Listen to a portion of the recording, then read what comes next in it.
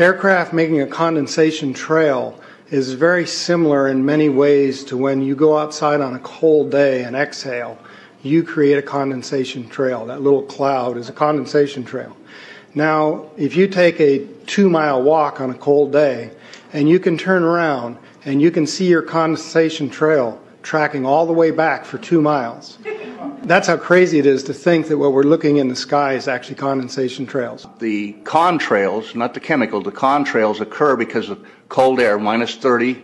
It takes high altitude, around 30,000 feet plus. There's carbon dioxide and water vapor in that exhaust.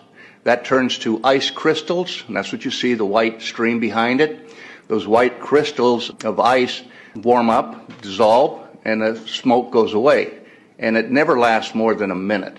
What we're seeing now, and I first could not believe it, and I started looking at the skies, and these are not normal. They're not natural. There's something going on. I don't know who it is or why they're doing it.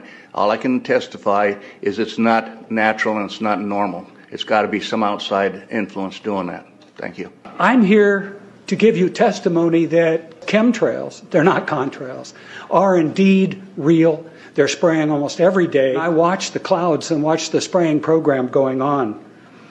I want to tell you that we're in very great danger from the pollution that's coming down over us. And we've been led astray by the military-industrial complex, and they're responsible for the cloud's creation and weather manipulation programs. They're dark operations. That's why they're not out in the media. I look around and I see people are starting to look up and see this. Many times I've spoken about chemtrails, and I get this blank look on my face. What are you talking about? I'm saying, look up. As a pilot, before I fly, I look up. And so, boy, they're really out there working. When you look up at the sun and you see a white haze, that is aluminum floating in the air right now, and it's coming from the aircraft. There's a huge amount of aluminum being found because these sprays have aluminum, strontium, barium, manganese. And there's a lot of argument that aluminum is very common to be found. But aluminum is only common in a bonded form. It's not common in a free form, and we're finding high rates of free aluminum in the soil, which is not natural. The metal compounds that are being used are environmentally dangerous. We need to be monitoring them. We need to be testing them. Okay, these previous guys, I've watched exactly what they do, and yes, they are correct. I've seen exactly the same stuff, so ditto marks on those. You want some figures? Okay, latest water test, tested the rain. 13,100 micrograms per liter of aluminum in the rain in 2013. Normally, it should be 0. So 13,100 is pretty damn much, folks. It used to be 0, then it was 100s in the 2000s, and then since 2010, it's into the 1,000s and the latest 13,100. In the snow on Mount Shasta, pristine Mount Shasta, 61,000 micrograms per liter, 4 times the amount that is found in the soil up there. Where in the hell is this stuff coming from if it's not coming from the soil? We have clouds in the sky we've never seen before. Almost every day I'm seeing clouds I've never seen before. And NASA has been even named a few of these new clouds. It's really interesting, but NASA is a corporation. I want you to know that. NASA has also conducted a research program in what they call metallized fuels. We're actually putting aluminum oxide right in the fuel because it has 2 atoms of aluminum and 3 atoms of oxygen. So during the combustion process, it releases all that oxygen and dramatically increases efficiency, but it leaves the aluminum in the air. We got things coming from sky down, and it's a huge, huge problem. Because as it comes down, what happens is a couple of things. Is that it actually is in our air, we breathe it. And as we breathe it, it's actually going to go up through our nostrils, into our brain, easiest access to our brain frontal lobe. The contaminants that have been identified, which already have been mentioned, are aluminum. Aluminum is the #1 free radical generator to the brain to cause early apoptosis, which is early death of brain, and it begins to set off the scar tissue, which we call the amygdalin, which is part of the chemical matrix related to Alzheimer's. I'm a neurologist practicing in Reading for 17 years, and in the past 5 years, I have seen the number of patients with Alzheimer's disease, Parkinson's, and other neurodegenerative diseases tremendously increased, almost quadruple. I became interested in chemtrails about 8 years ago when I was in Hawaii, and the Hawaiians are really being very vocal about it. I concur about the increasing number of Alzheimer's. They have been able to take the aluminum and micronize it, which means it'll stay up longer. But it also means, and I don't know if any of you have noticed some metallic taste in your mouth when they're spraying, but you inhale that, it goes up through your cribriform plate and through your sinuses and into the brain. As you heard, to spray nanoparticles, very small particles. These nanoparticles, they basically trigger a programmed cell death in the brain, and that is the ultimate path we see in Alzheimer's. That's problem number one, because when we look at the Alzheimer issue, we say those are the old. The real problem is, and the real scare I have, is as I am a father of 2, I'm a grandfather of 3. So the drama is our children. ADD started in the 70s. Autism was not on the radar. There was no documents, there was no information. It was 1 in 100,000 children. Today, what we have is 1 in 48 boys. I was part of the early group that was looking for aluminum in ADD and ADHD. And all of those children that started to develop those phenomena had high levels of aluminum. When we figured out protocols to detox them out, to free the body of those particular contaminants, what happened is that their brains came back. When we do this to the age, it doesn't come back as quick, but it will come back. But I'm seeing Alzheimer's in 56 years old. Back in the 70s, Alzheimer's when you were 80. If you remember 8 to 10 years ago, there was this big move to get rid of aluminum from underarm deodorant because it would cause Alzheimer's. Look what they're doing to us now. I want to give you a little bit of history on the background behind nanoparticles has been described before. A nanometer is 1/1000th of a meter. It's very small. In fact, if you have particles, say, that are 40 or 50 nanometers across, you can take and line 50 of them up next to a single red blood cell. These things are extremely tiny. They're pervasive. The collapse and decrease of agriculture is something I worry about even more than the previous info about autism and Alzheimer's. Believe me, I'm seriously concerned with what I'm watching.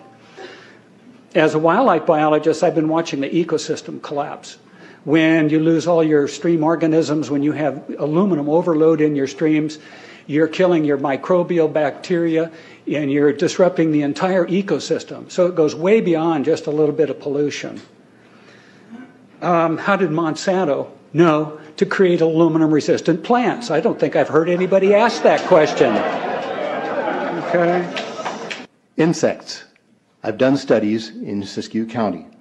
They're at 20% of normal. The aquatic insects basically made a nosedive in 2006 to about 20% of normal. So far this year, I've sampled 200 trout stomachs. 98% of them are empty. So sorry about the trout fishing, fellows. The mayflies, stoneflies, dipterus, and caddisflies are damn near gone. The terrestrial sampling is down to about 20% of normal, except for pest species like ants. We're seeing a loss of the major bird species, and as the gentleman said, the ecosystem is unraveling, and Audubon's been telling you that for years.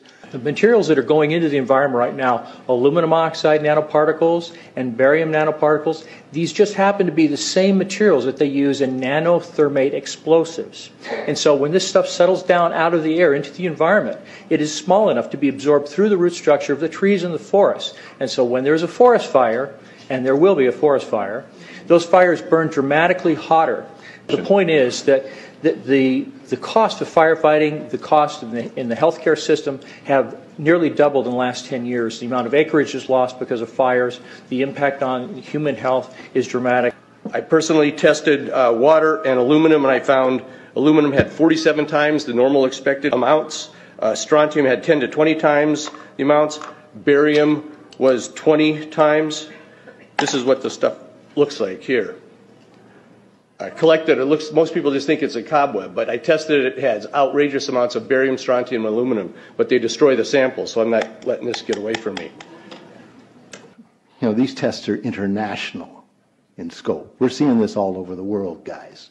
Okay, pH of acid soils is 20 times more alkaline. The aluminum in the soil has doubled in the last 10 years. The rain normal was 5.6. It's 20 times more alkaline. Aluminum blocks essential nutrients. I am unable in my garden to restore normal pH, and that's because nanoparticles are now in the circulatory systems of both plants and humans. The Air Force conducted a study starting in 1993. It was called In Vitro Toxicity of Aluminum Nanoparticles in Rat Alveolar Macrophages. That's a real fancy way of saying testing the effect of aluminum nanoparticles on the white blood cells in the little air sacs in your lung, the alveoli. And what they found in this 8-year study was that these particles, when you're exposed to them long enough, it suppresses the ability of your white blood cells to defend you from airborne infections coming into your lungs. So it suppresses your immune system. But they also found that these same particles, once they get into your system, they can actually go through the barrier in each one of the cells. They get inside the cells, and these particles can actually suppress the ability of mitochondria, which are in the cells that help to gobble up toxins and things that would be harmful to the nucleus and the reproduction process of the cells in your body. These processes are suppressed, and so essentially by breathing this material in, your immune system is dramatically suppressed. I wrote to the federal government because Air Force wrote a book, and on the first page of the book they said, we're going to control the weather by the year 2025. I asked them, what are they doing spraying these chemicals on the public? I said, there's violation of United States Code 50 USC 1520, which prohibits the American government from experimenting on the U.S. citizens with chemical agents. I said that law also requires who's ever experimenting, when the federal government does it, that they have to report to Congress within 30 days. They wrote back, they said they don't know what I'm talking about.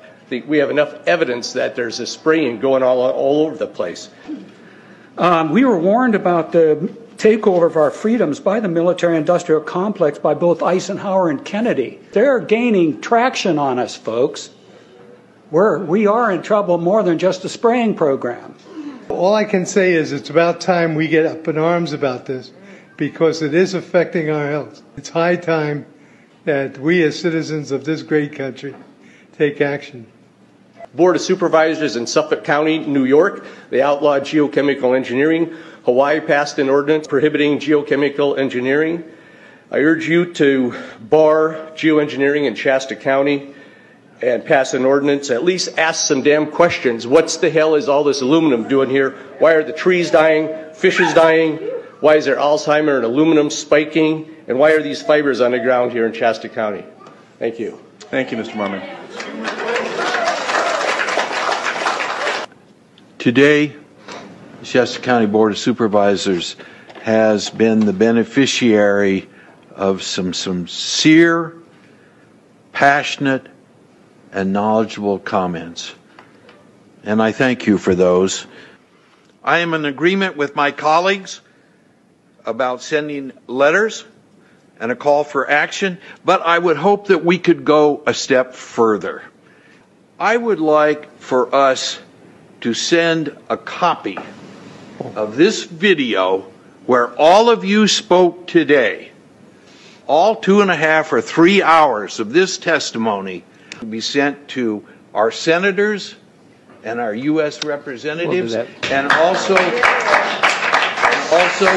our representatives in the state of California. We'll do that. Let them listen to the passion that came out of this meeting today.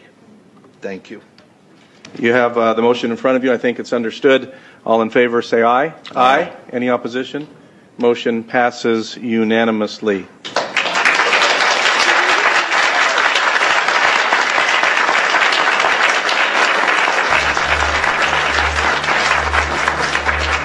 It wouldn't surprise me at all if the response is one that exceeds far the boundaries of Shasta County in terms of the platform that is offered, as evidenced by those who attended today from around the world.